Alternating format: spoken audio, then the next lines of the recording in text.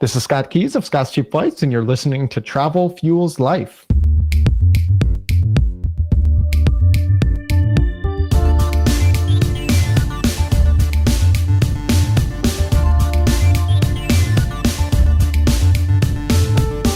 Hello, everybody, and welcome to Travel Fuels Life, the show where we share stories, tips, and inspiration to help you live a travel lifestyle. I'm your host, Drew Hanisch, and this week I have a very interesting guest. Now, many times I've had people come up to me and they say, how do you afford so much travel? I mean, you don't really do anything with the miles and points and all of that, so somehow you got to be able to afford all of this. Well, simply stated, one of the biggest advantages I've had to extending my travel lifestyle is a newsletter. And that newsletter is called Scott's Cheap Flights.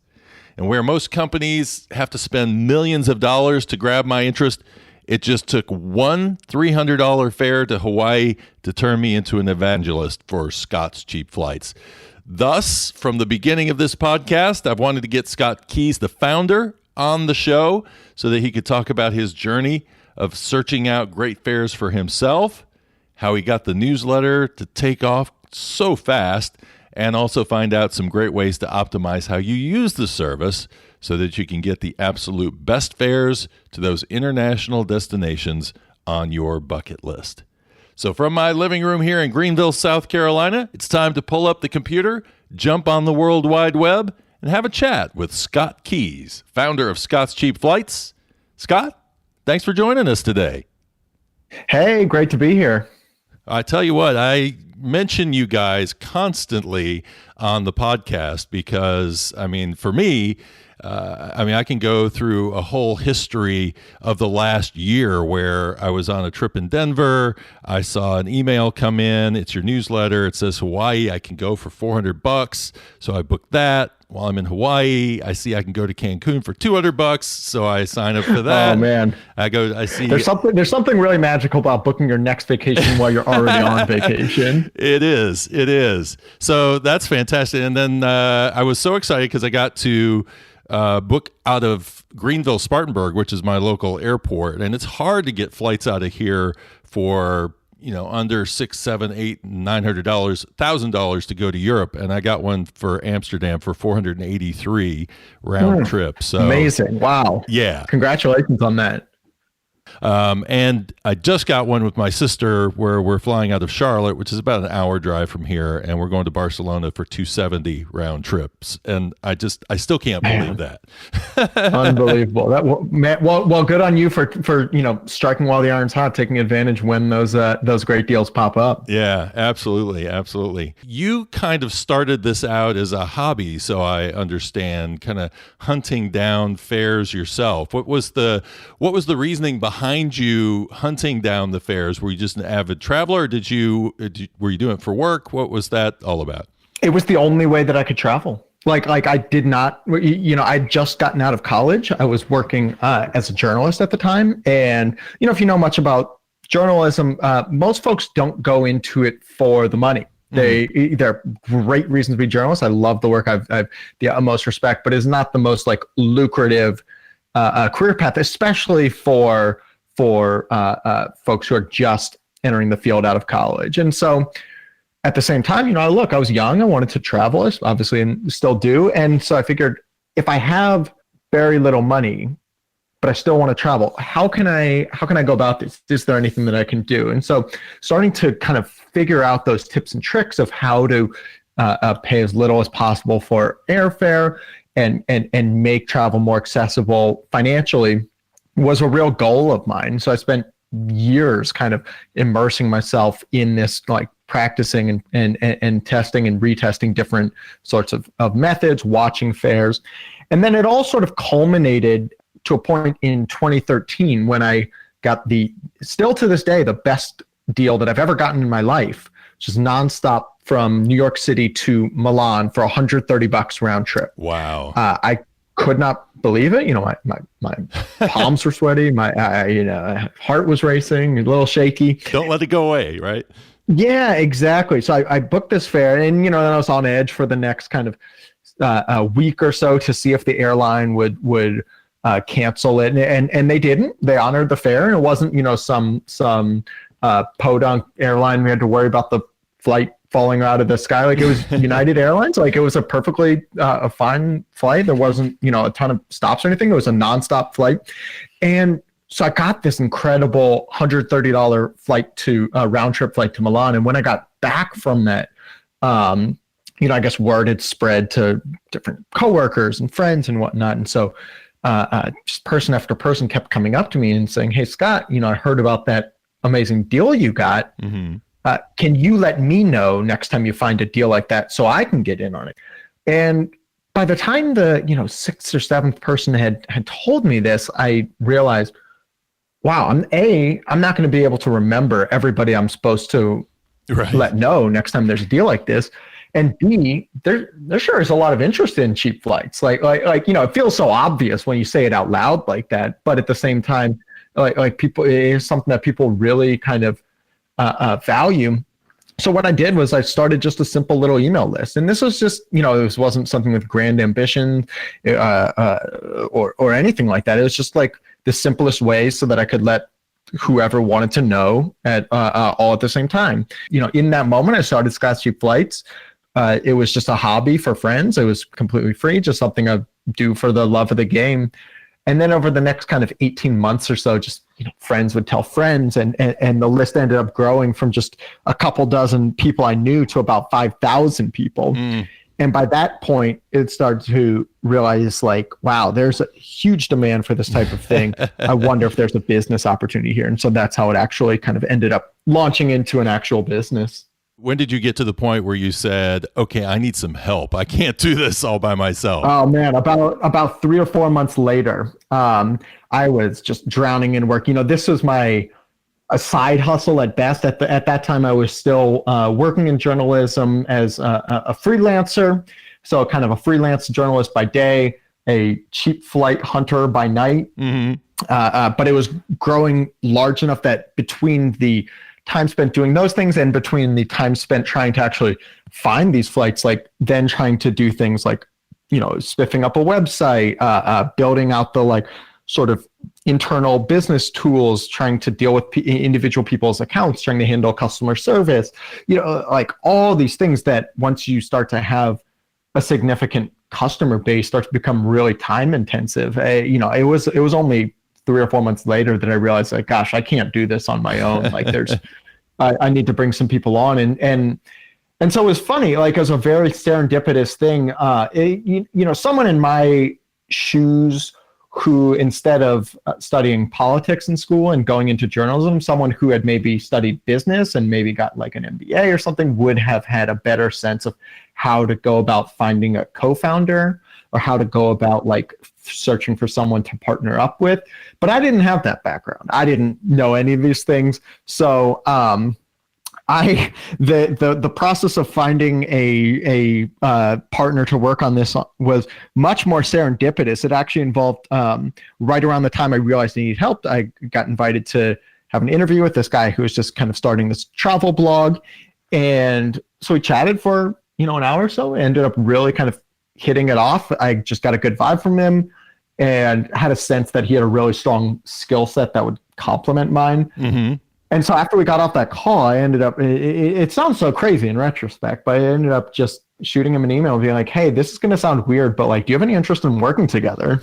and this guy I'd never met, aside from just meeting and talking for an hour on the internet, and making him an offer to be my co-founder. But at the same time, Scott's Cheap Flights was so small back then. It was a very niche thing that it didn't feel risky in the way that, it would today, like by taking a more established company and just offering somebody a founder job on a whim. But at the time, I just knew that I really needed help, and I could spend 6 months trying to find some sort of co-founder who would, maybe be a risk, maybe not, who's to say, or, look, I just found this guy, got a good vibe.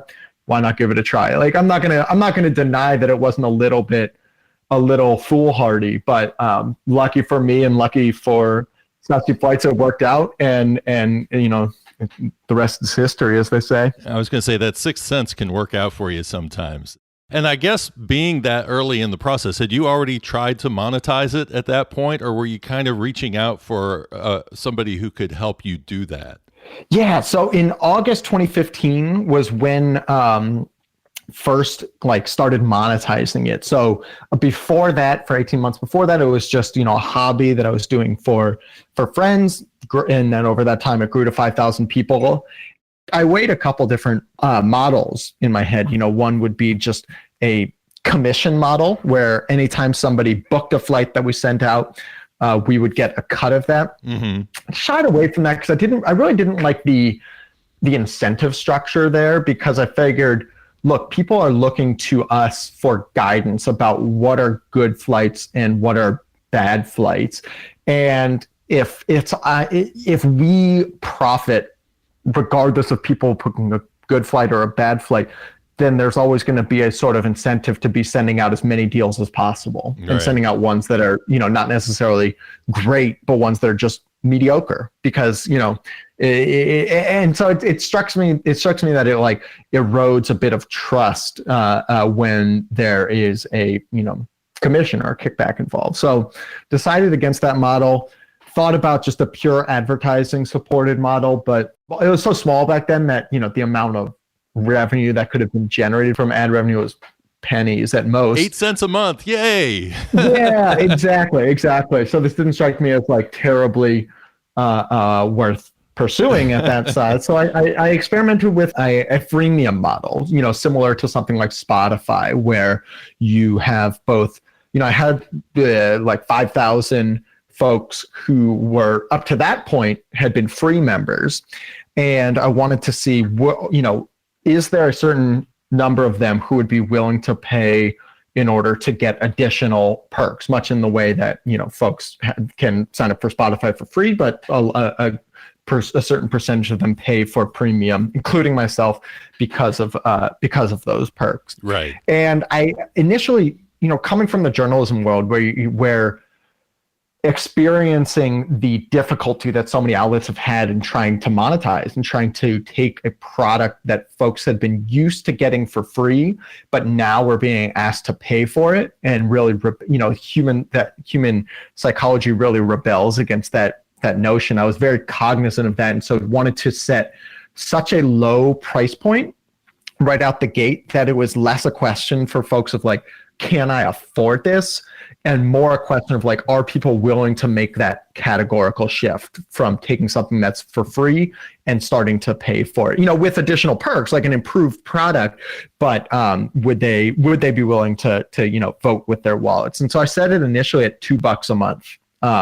That's all it costs. I figure like, look, that's less than like smallest cup of coffee you can get at Starbucks. Right. Like, are people willing to just pay that much and just to almost run a little kind of product market fit test? Like, are the people willing to actually pay any amount of money for this? And then I can figure out the optimal kind of pricing later on. And so I figured, look, if I can get at least 25 of these people to pay $2 a month, then I've at least covered my cost. Like, that's what I figure. That's sort of where I set the line in my head as telling me if it's been successful or not. Lucky for me, it ended up blowing through those 25 members, I think, in the second day. And, Wow. By the end of the month, there was probably like 100. And so I was like, wow, I'm not only are 100 people willing to pay for this, but I just made $150 this month doing something that like, I can't, that's amazing. Like, I get to search for cheap flights and make $150 doing it. And then because, another 100 people signed up the next month, in addition to the 100 who signed up the first month. So you can see how it ends up like kind of snowballing a bit. And that's sort of how Scott's Cheap Flight got started, and how it initially went from a product that was purely free to then offering a premium product as well that had a user fee attached to it. Have you ever gotten to a point, because I started out on the free version, I really get that business model, but have you ever been tempted to say, okay, we're just going to make this a complete pay for model? Or not really.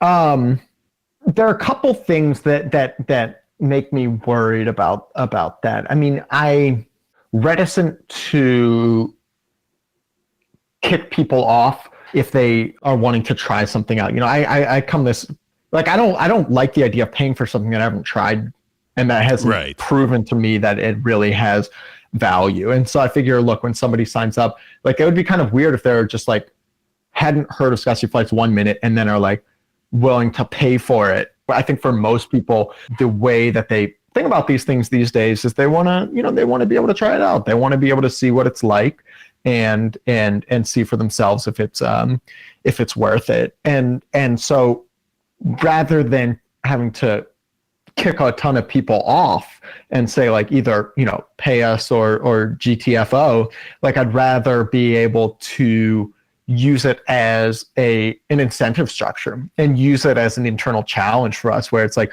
we have all these people who have demonstrated an interest in Scottsy Flights, and it's just incumbent upon us to demonstrate enough value in the premium product and show them, like, that this is something that is really kind of can provide additional value to them, no matter what their vacation styles, like, no matter how often they travel, that they can get significant additional value.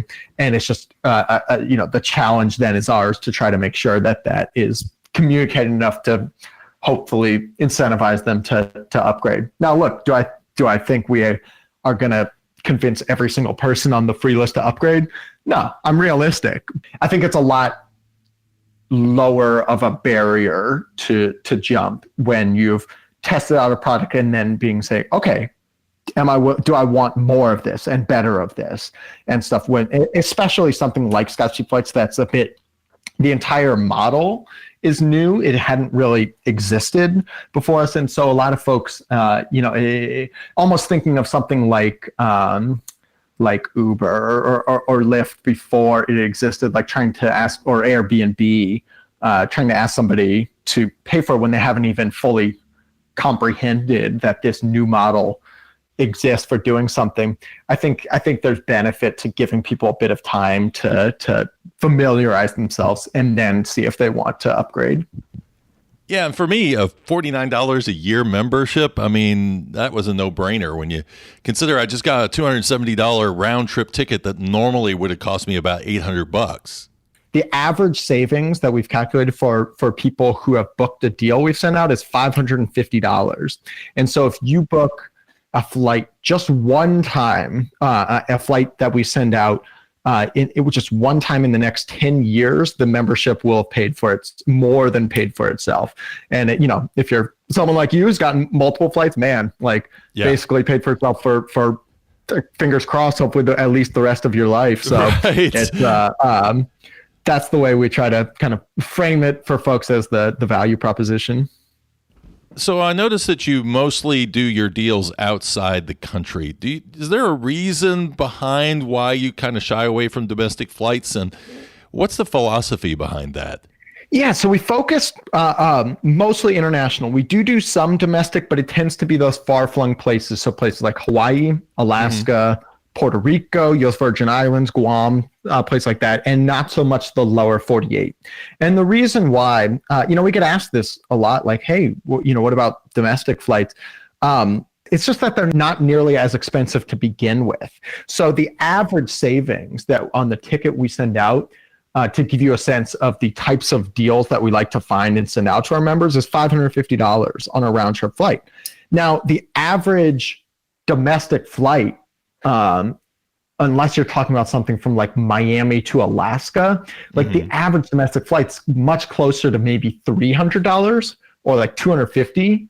And so unless the airline is giving you a free seat and a check for $300, you can't save $550 on an average domestic flight.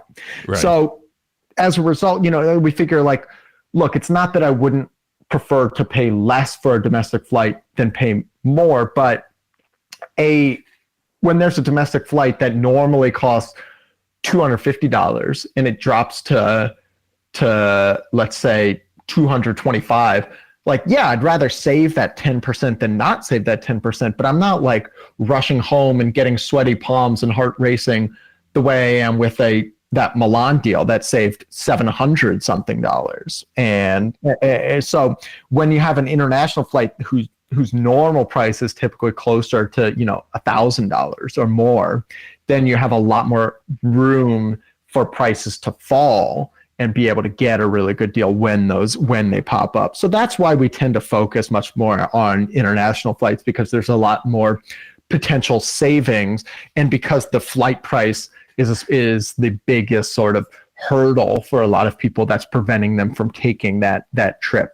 Like airfare has not stopped that many people who were otherwise inclined to travel from, say, New York to Chicago. It's not that the price doesn't fluctuate, but it just, the window that it fluctuates among is just not that high. Whereas for a flight from, New York to Istanbul, that can range anywhere from $300 to like $1,500. And so if you get it at the $300 end, you're much more likely to be able to take that trip than if you only find fares at $1,500. I take it you're watching your newsletter coming into your desk as well, probably, and kind of gaming this yourself, seeing what your crew is bringing into you. Absolutely. How do you do your list of places to visit? Do you have like a bucket list and you have dollars by them and you say, when it hits this dollar amount, I'm grabbing it? That's a good question. And it varies a little bit depending on the trip. Here's what I mean by that. The most recent trip I took was to visit family in Eastern Europe. And that was just a trip we knew we had to take. Like, my wife and I just had a newborn daughter and wanted to take her to meet her great grandmother. Like, yeah, we could kind of fudge the dates a little bit. It didn't really matter specifically what week we went, but we knew where we had to go. So we didn't have like full flexibility in the same sense as when there is a mistake fare that pops up or something just amazing. A lot of times, that'll just be, yes, I'm going to take that. So to give you an example of that type of trip, speaking of booking trips while you're already on vacation, my wife and I were down in Puerto Vallarta having a good old time, and end up finding a mistake fare. I was goofing off on the computer searching for flights, found a mistake fare from the US to Japan for $169 round trip. Whoa. Amazing. And so we ended up booking this trip. We didn't have plans to go. It wasn't in the like anything that we had sort of been keen on per se, but when $169 flights to Japan pop up, or when that $130 flight to Milan pops up, like, that's just too good to say no to, Right. So, in general, the best strategy for booking cheap flights is to give yourself as much flexibility as possible and to be kind of jumping on it when there are the really good deals, rather than sort of setting your heart on one specific destination, or worse yet, a specific destination over a specific week or two. Mm-hmm. But everybody's needs are different. If you're attending your best friend's wedding down in the Bahamas on July 10th, like, there's not a whole lot of wiggle room that you have there in terms of finding your flights. Whereas if you're just like, I need a vacation, where should I go? Like, that's a perfect opportunity to let kind of cheap flights and let the price and let a deal guide where you're going, rather than trying to say, like, I'm gonna go to Paris in September, the first week of September, and I'm just hoping and praying that fares are good. Because if you narrow your band like that and you don't have as much flexibility, you don't give yourself as much flexibility, you're much less likely to end up finding a cheap flight.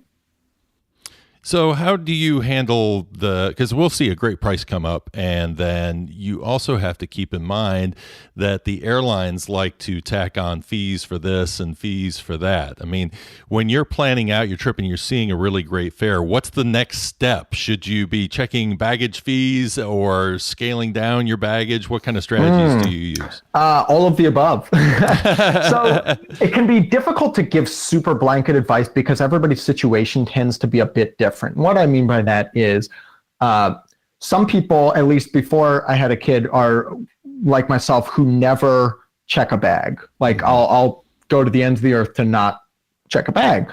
I'm always worried about it getting lost. I'd just rather not even be traveling with that much stuff. So I have a backpack. It's not a big like backpacker's backpack, but it's good size, but it fits in carry-on just fine and holds a week's worth of clothes, which if I'm bringing any more than that, that's already telling me like you're overpacking. Mm-hmm.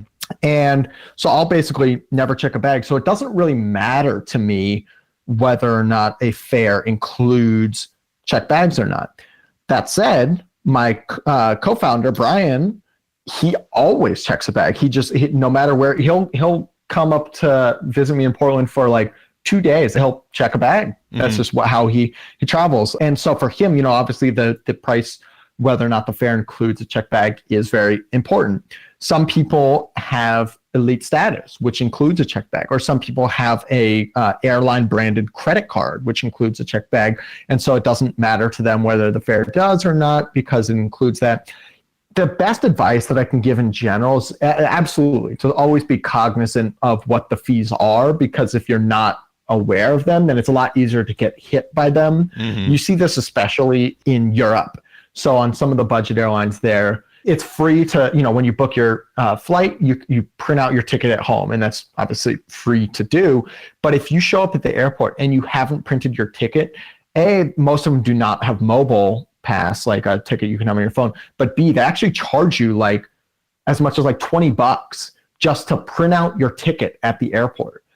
Madness, like crazy that they do that, but they know what they're doing. Like they're, you know, there are some number of people who are not going to remember to do that, and you have to have your ticket if you want to get on this flight. So they're just you know, calculating that we're going to make some amount of money by those folks just showing up and eating the $20 cost. And if those folks had found, you know, if those folks had like paid attention and looked at the fares or looked at the fees and sort of been cognizant of what they might be facing, then they would know how to avoid them. So ignorance is not going to be your friend when it comes to fees, because they're going to come at you one time or another. So, you know, in that sense, I definitely recommend being very familiar with it. And then it just comes down to personal preference. Like, how much do you value checking a bag? How much do you value being able to have early seat selection versus choosing it like on the day of the flight? Right.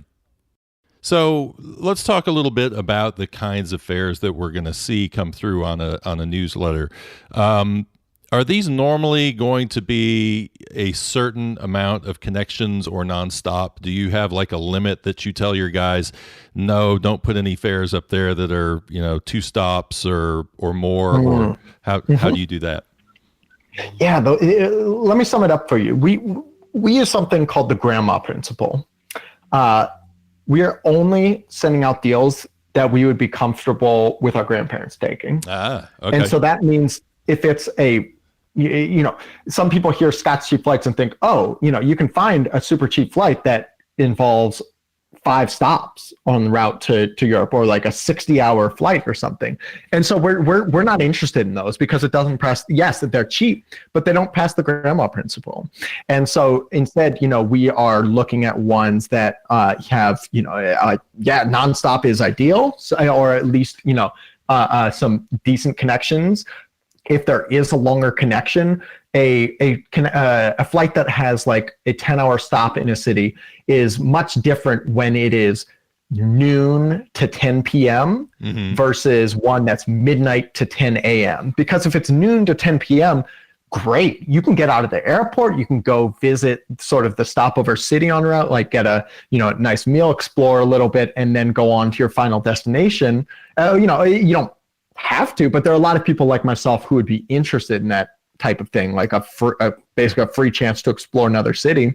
Versus if it's midnight to 10 a.m., then you either have to sleep on the floor of the airport or shell out $150, however much for a hotel on route. And so those are very different types of deals. So in general, we have a number of different sort of quality thresholds that we're looking at with any possible deal. Price is obviously first and foremost, but there are a lot of other factors, everything from the quality of the airline, the routing, the timing, the time of year. How often does this deal come up? Is it a very popular time to visit that type of place? How widespread is the availability? during the time of year? Is it from airports that don't tend to get many deals like Greenville, Spartanburg? And so we're kind of taking into account all these different quality factors and then making a decision like, is this one of the best deals of the day? Like, we really strive hard to be very respectful of people's inboxes. And so that's making sure that, like if we started sending 50 deals a day to people's inboxes, to our members' inboxes, pretty quickly we would have no members, because that like, who wants to sift through 50 deals a day? Right. At the same time, if we sent like one a year, obviously that wouldn't like be just the best deal of the year. Like, everybody has different sorts of preferences about where they would go, when they would want to go, when they're available. And so we try to kind of send a manageable amount that feels like these are only the ones that are super good, that like the best deals of the day. Some days that might only be a couple deals that end up going out. Some days it might be, 8, 10 deals. Different cities are receiving different amounts based on availability.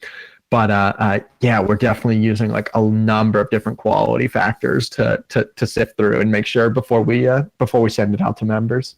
Well, I definitely going to pat you on the back here, because you are the only newsletter that I get that does not get filtered into a folder in my Gmail. That is one of the best compliments I've received. Thank you. That's the best endorsement I can think of. Yeah, no kidding. I love that. Yeah. So one of the things that I like when you first sign up for your membership is that you get to choose your airports. What was the idea behind that, and what strategy should people use in choosing their airports?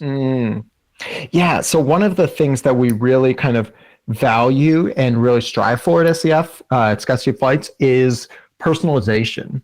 The best deal can pop up that, like, let's say this New York to Milan for $130. That is an incredible deal if you're in New York, or even if you're somewhere nearby. I didn't live in New York at the time. I lived in DC, and being able to not only see what are the great deals departing out of DC, but also what are the great deals departing out of Philadelphia and New York and Richmond and other places nearby. And then I can sort of make that decision for myself. Is it worth it for me to go to this further aflung airport compared to the price? And so for me, it was like, I could pay $800 to fly from DC to Milan, or I could pay $130 to fly from New York to Milan, plus $20 to take the bus up to New York and, hang out with some friends for a day or two, see some friends I hadn't seen for a while, and then fly off to Italy. So, each person's kind of preferences are going to be a little bit different, but allowing people to get alerts for deals that are not only out of their own home airport, but also ones that they can say, however many different ones nearby. Now, say you're somebody who lives in New York, but your parents maybe live in Columbus. So maybe you are interested in keeping an eye on deals out of Columbus as well, because maybe they've been pining for a vacation. And, you'd be able to kind of keep an eye and let them know. At the same time, it works the other way, where if it's $130 flight from New York to Milan, but you live in Los Angeles, like that's not doing that much for you. It's nice. I guess it's nice to know maybe you have some friends in New York, but once you take into the cost of flying from LA to New York and then on to Milan, it's probably going to be about as expensive, if not more, than just a normal, like the types of deals you can get from LA to Milan on its own. And so that sort of personalization of being able to only be alerted to the ones that you're relevant to, not only is, I think, something that I think most people are really interested in, but also goes back to that point I made about trying to respect people's inboxes. We send out 8, 10, 12 deals most days, but most members are not receiving 8 or 10, 12 deals. There, it depends on whichever city that they are signed up for. So some members are getting 3 deals a day or 4 deals a day. Some are getting 2, some maybe only 1. It totally depends on their specific cities and where they're signed up to get alerts for. But one of the things that we really recommend, especially for folks who live, we search 150 airports for cheap flights departing the US. And if you live in a place like, let's take Greenville, Spartanburg. There aren't that many, as you're well aware. There definitely a good amount of cheap international flights out of there. Not direct, obviously, they're still going to connect, but Right. not as many as nearby airports. So Charlotte is always going to have more cheap international flights than Greenville-Spartanburg. Mm-hmm. Atlanta is always going to have more.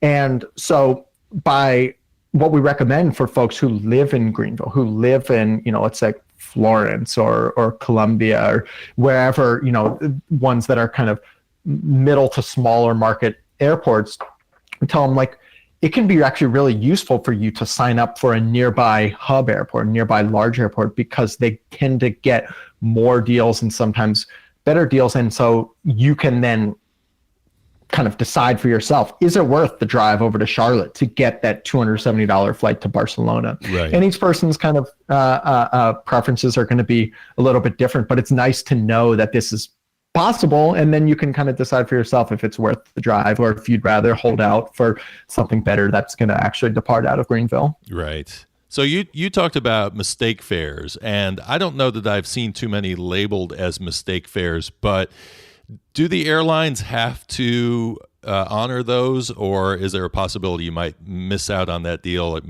You may get a letter or an email that says, "Sorry, your flight is not accepted."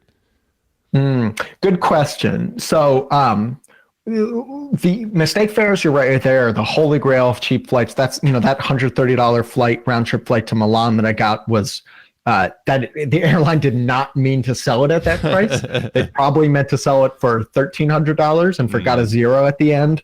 And for the couple hours that it was available, myself and what I can only imagine hundreds, if not thousands of other people were able to find it and book it. And as a result, we got a flight that was 90% lower than it typically is. So they don't, by their nature, because it's a mistake fare, they don't tend to pop up very often.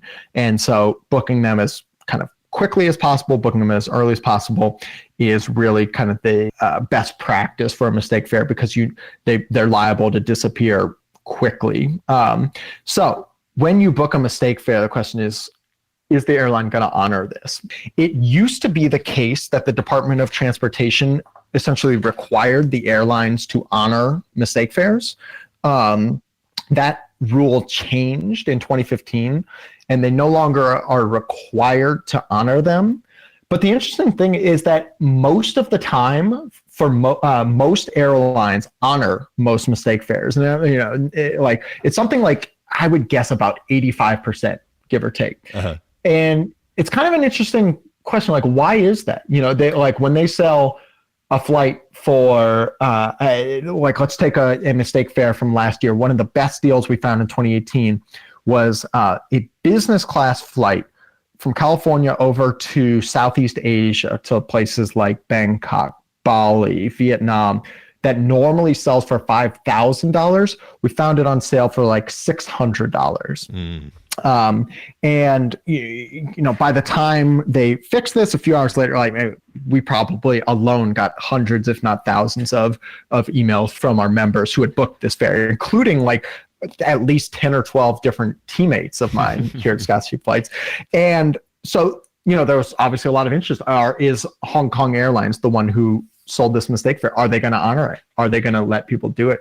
And the reason why they honored it, they ultimately did honor it, is the reason why I think most airlines honor mistake fares when they happen. And that's because they are making a calculated business decision that if they were to go out and cancel thousands of people's tickets, the uproar would result online would cost them tons of money, just absurd money in brand value diminishment, in headaches trying to rebook people, all this. And so on the flip side, if they honor these mistake fares, yes, they're going to take a financial hit in the sense of they're not getting as much money for these tickets as they anticipated doing. But man, what an amazing moment for the brand to be. And this is what Hong Kong Airlines did. They posted all across social media, oops, we made this mistake. We're honoring it. How awesome that thousands of people are going to get to try out our business class for a fraction of the price. And then having these thousands of different travelers posting about Hong Kong Airlines and how excited they are, posting photos from the planes and everything like that. In 2019, like the amount of brand equity from being able to break through like that on social media and getting that sort of attention is like that is a significantly valuable thing. And so I think a lot of airlines sort of make that determination, make that calculation when they're choosing whether or not to honor mistake fares. And that's the reason why most of them do. Not exactly analogous, but if you want to kind of see an example of an airline who made a pretty big mistake and had their reputation just hugely diminished for months, if not up to this day, look at United Airlines, dragging that passenger out of the plane. Like they the value of the airline went down like a huge amount in their market cap as a result. Just because of this one incident. And so, you can see how airlines would be very cognizant of trying not to piss off their own potential customers and piss off the traveling public, but trying to do right by them. And so that's why most mistake fares end up getting honored. I think it's interesting in these days of social media because it was actually Southwest Airlines that I used to use as a model for how they would jump in on a Twitter conversation when somebody was talking about, well, I had trouble getting my baby stroller on the plane, and then suddenly an agent is popping in on social media and saying, hey, here's some information we can help you out. It's like these companies have to make instant decisions as to what they're going to do in these, and to hear that Hong Kong Airlines did that, I mean, and then turned it into a win. It's that's amazing when a company can do that. That's right. That's exactly right.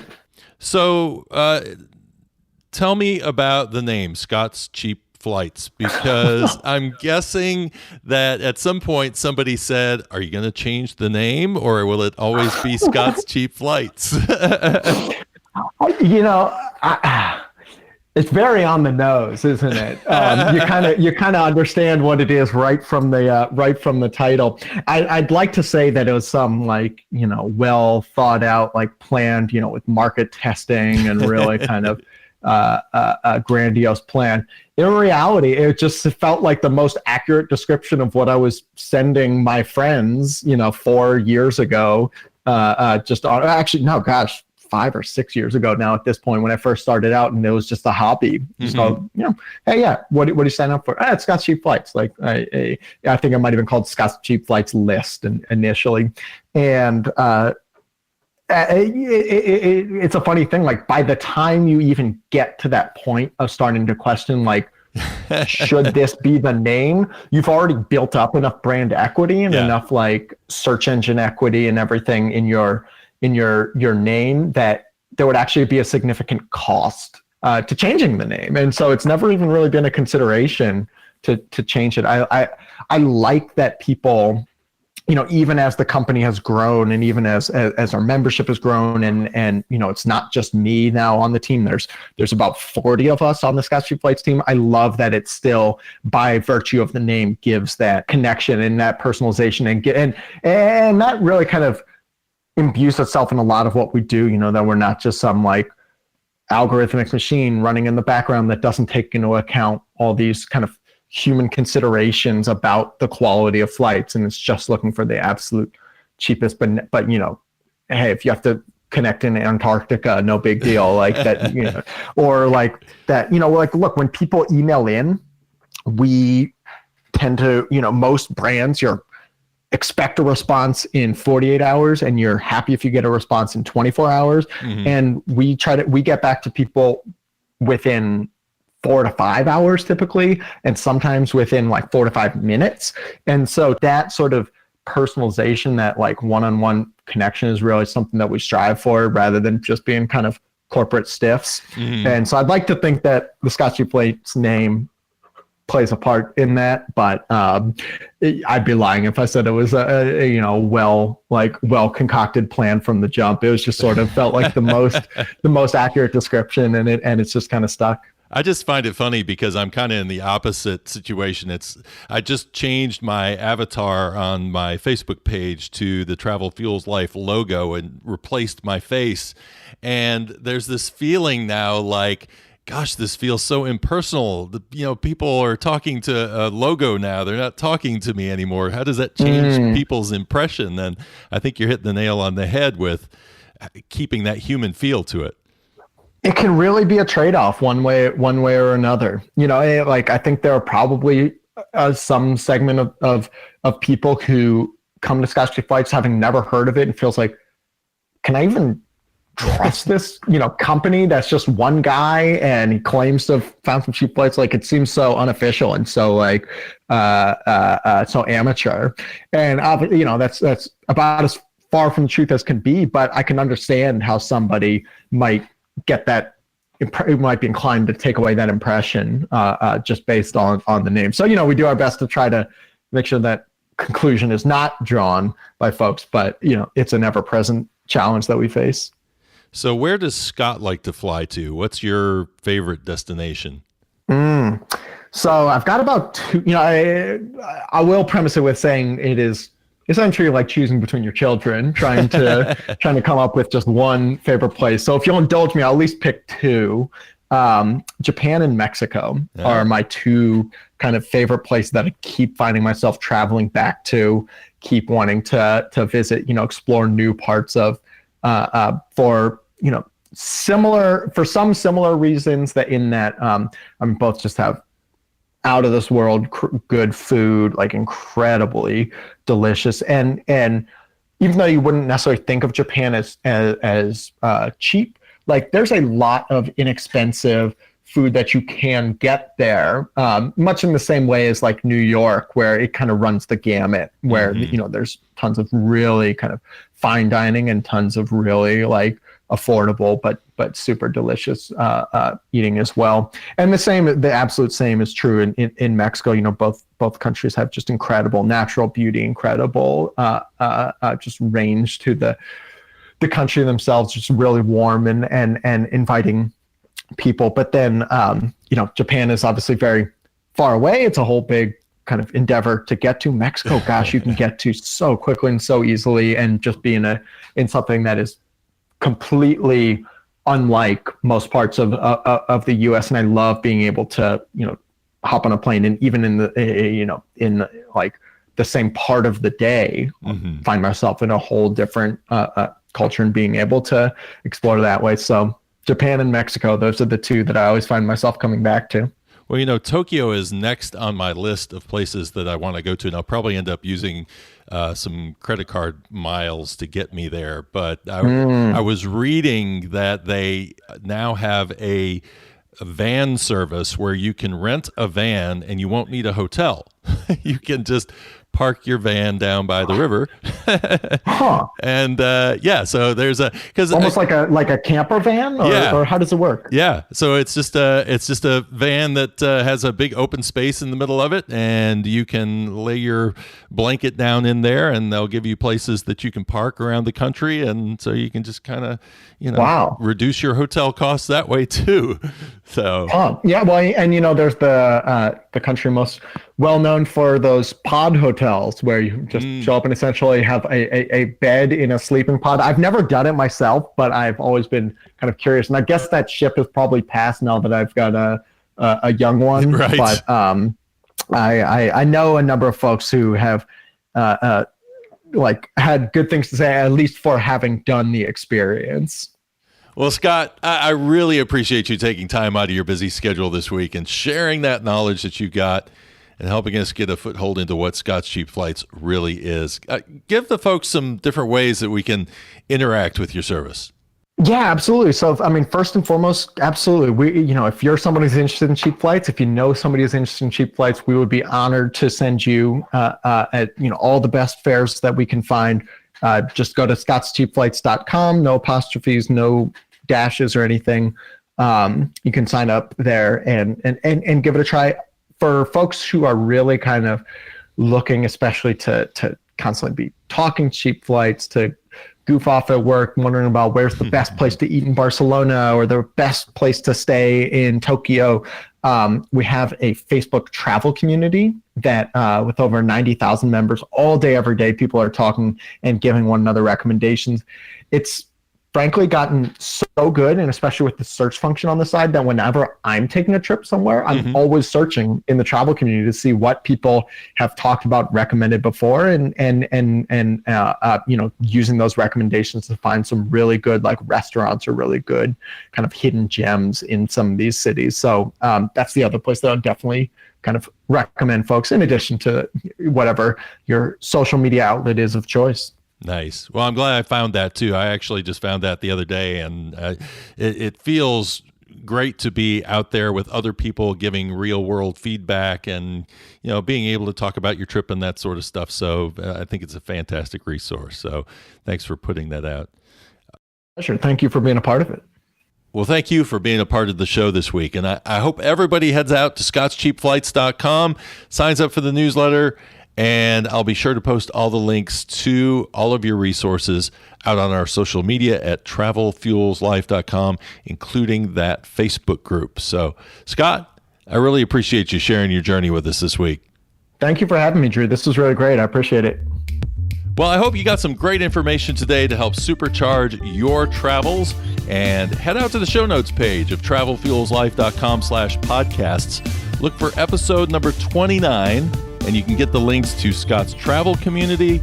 You can find out where you can sign up for this fantastic newsletter, and all of Scott's social media channels are out there as well. Get out there, grab a great deal, and go on twitter.com/travelfuelslife and let me know if you get a fantastic deal somewhere along the line. I would love to hear about it. Now, do you like whiskey, history, and travel? If so, then you're going to want to check out the new webpage that we're putting together, whiskey-lore.com. That's whiskey-lore.com. That's where I will post all of my distillery tours that I'm doing, and we'll also have a newsletter out there where you'll be able to sign up and get alerted as to when the new Whiskey Lore podcast is going to be happening. A little bit different from the way we do this show. That is going to be more of a storytelling podcast about the history of whiskey. So it's going to be a very interesting show, and I would love to have you on board. So make sure that you stay tuned for more information on that. Something new and exciting coming from Travel Fuels Life. And until next time, have a great week, safe travels, and thanks for listening to Travel Fuels Life.